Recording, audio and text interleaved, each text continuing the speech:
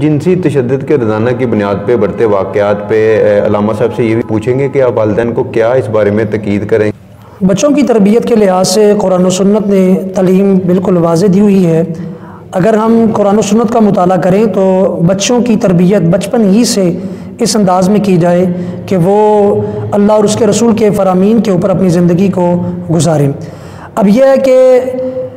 جب بچہ بڑا ہونا شروع ہوتا ہے تو اس کی تربیت کس انداز میں کرنی چاہیے۔ قرآن مجید میں دودھ پلانے کی مدت کا ذکر ہے، پھر بچہ جب بولنے پر آتا ہے تو کریم آقا علیہ الصلوۃ والسلام کے فرمان کا مفہوم ہے کہ اسے اللہ کا نام جو ہے اس کی زبان پہ جاری کرواؤ، اللہ کا ذکر اس کے سامنے کرو، بسم اللہ شریف اس کو پڑھاؤ۔ پھر جیسے وہ بڑا ہوتا ہے اس کی تعلیم، اس کی تربیت کی ذمہ داری والدین کے اوپر ہوتی ہے، جہاں اس کے لباس کا اور اس کے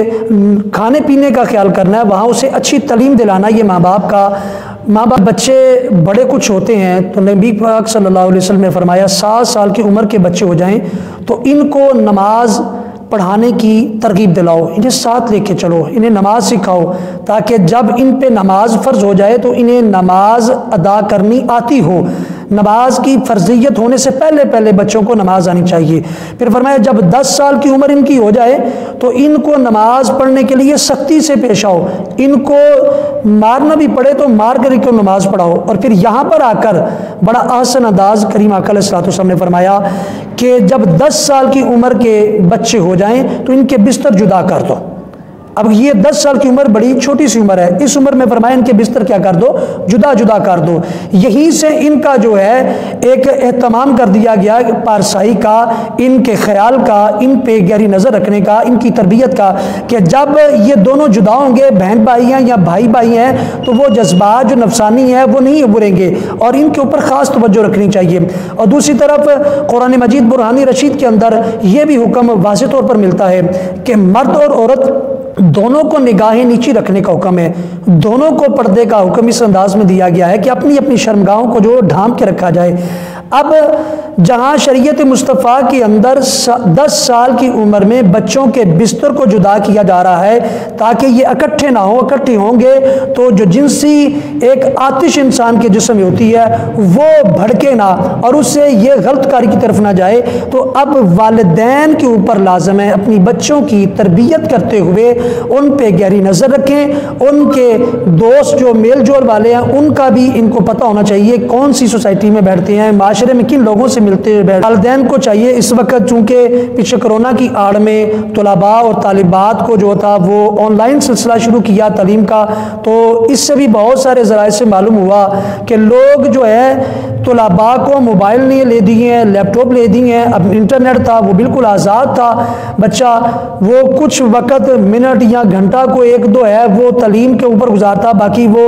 سوشل میڈیا کو اس نے استعمال کیا، فیس بک پر اس نے استعمال کیا یا واٹس ایپ کا استعمال کیا، انسٹاگرام کا استعمال کیا، ٹویٹر کا کیا، دوسری جو ایپیں ہیں ان کا استعمال کر کے وہ لوگوں کے اندر گھل مل اس انداز میں گئے کہ تعلیم تو رہ گئی مگر بےہودگی ان کے ذہنوں میں بہت زیادہ آ گئی ہے۔ اس وجہ سے بچے بہت زیادہ خراب ہوئے ہیں، نوجوان نسل بڑی خراب ہو رہی ہے، جس وجہ سے معاشرے میں ناسور پیدا ہو رہا ہے۔ پھر اسی طرح جنسی تشدد کے واقعات بڑھتے جا رہے ہیں۔ قصور کی ننھی پری جو زینب ہے، کس طرح اس کا واقعہ آیا کہ ہمارا میڈیا بھی اس وقت جو ہے نا وہ بھی قصوروار بہت زیادہ ہے کہ جنہوں نے صبح کے پروگرام جو ہے اس کے اندر بھی نیم برہنہ لباس پہن کے جو میزبان ہوتے ہیں وہ پھر ایسے وہاں پر ڈرامے رچائے جاتے ہیں اور ایسے بےہودہ لباس اور انداز اپنائے جاتے ہیں جس سے لوگوں کے خواہش وہ بڑھتی جا رہی ہے کہ آئے دن کوئی بچہ، کوئی بچی، کوئی شادی شدہ خاتون، کوئی لڑکی جو ہے اس کے ساتھ ریپ کیا جا رہا ہے۔ تو اسی وجہ سے ہے کہ لوگوں کو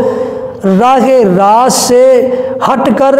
بےہودگی کی طرف جو جانے والے ذرائع مل گئے ہیں ان میں سے ایک ذریعہ سوشل میڈیا کا بھی ہے، اس سے لوگوں کو باز آنا چاہیے۔ یہ بے لگام دوزخ کی طرف جانے والی ایک سواری پہ سوار ہو گئے ہیں، ان لوگوں کو سوشل میڈیا سے وہ فائدہ اٹھانا چاہیے کہ جو جائز ہے، جو بہتر ہے، جو اچھا ہے، نہ کہ ایسے ذرائع کو استعمال کریں جس سے ان کی صحت بھی خراب ہو، ان کی عزت کے اوپر بھی حرف آئے اور ساتھ ساتھ ان کے ساتھ ساتھ ان کے والدین کی عزت پر بھی حرف آئے۔ آج کل جو بچوں سے لے کے جو نوجوان نسل ہے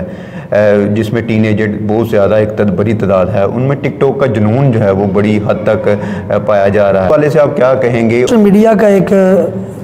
نیا ذریعہ ایک آ گیا جس میں لوگ سمجھتے کہ ہم آزاد ہیں، ہم اپنا معافی ضمیر آسانی سے آزادانہ ہو کر لوگوں کے سامنے رکھ سکتے ہیں، ہم اپنی صلاحیت کو واضح کر سکتے ہیں، ہم اپنا ٹیلنٹ جو ہے وہ بغیر کسی کی مدد کے خود ہی لوگوں تک پہنچا سکتے ہیں۔ تو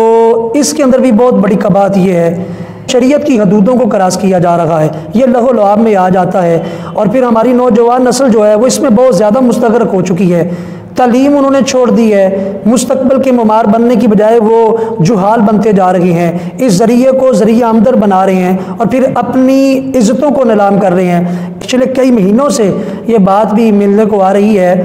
کہ لوگ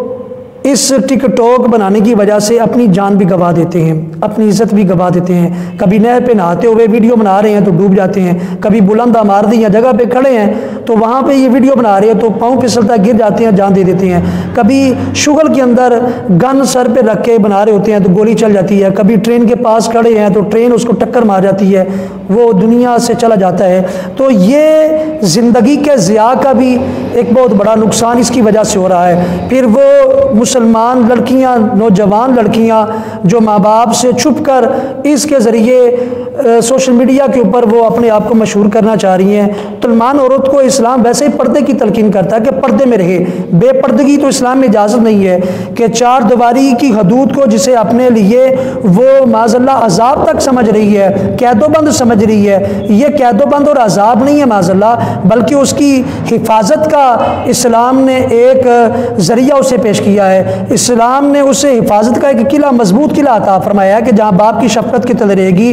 بھائیوں کی مہربانیوں میں رہے گی، شوہر کے ماتحت رہے گی تو وہ عورت محفوظ رہے گی۔ چھ جائے کہ وہ اکیلی باہر نکل کے ہزاروں نظروں کے سامنے ہوگی، کوئی کس اپنی نظر سے دیکھ رہا ہوگا، کوئی کس سوچ سے دیکھ رہا ہوگا، وہ آزاد نہیں بلکہ وہ ہزاروں ایسی نظروں کے اندر ہیں جو ہوس کے پجاری ہیں، جن کی خواہشات اچھی نہیں ہے، ان کی نظروں میں ہے۔ تو پھر جب ان کے ہتھے چڑھے گی تو وہ اچھا سلوک تو ان کے ساتھ نہیں کریں گے۔ اس ٹک ٹاک ہے، اس پر پاکستان میں ویسے بھی پابندی ہے اور پھر بھی لوگ اسے استعمال کر رہے ہیں، اس پر صحیح معنوں میں پابندی لگائی جائے تاکہ لوگ جو ہیں اس سے نہ تو اپنی جان کا نقصان کریں، نہ ہی اس وجہ سے اپنی عزت کو پامال کریں۔ اور اس ٹک ٹاک کے استعمال کی وجہ سے بہت سارے لوگوں کے گھر اجڑ رہے ہیں کہ آپ خود کو آزاد تصور کرتے ہوئے وہ ویڈیو اپنی اپلوڈ کر دیتے ہیں یا کوئی اور ان کی اپلوڈ کر دیتا ہے، پھر بعد میں یہ معاملہ ہوتا ہے کہ اس کے شوہر کو یا بھائی کو پتہ چلتا ہے، کچھ جان سے چلی جاتی ہیں اور کچھ اپنے شوہر کے نکاح سے چلی جاتی ہیں۔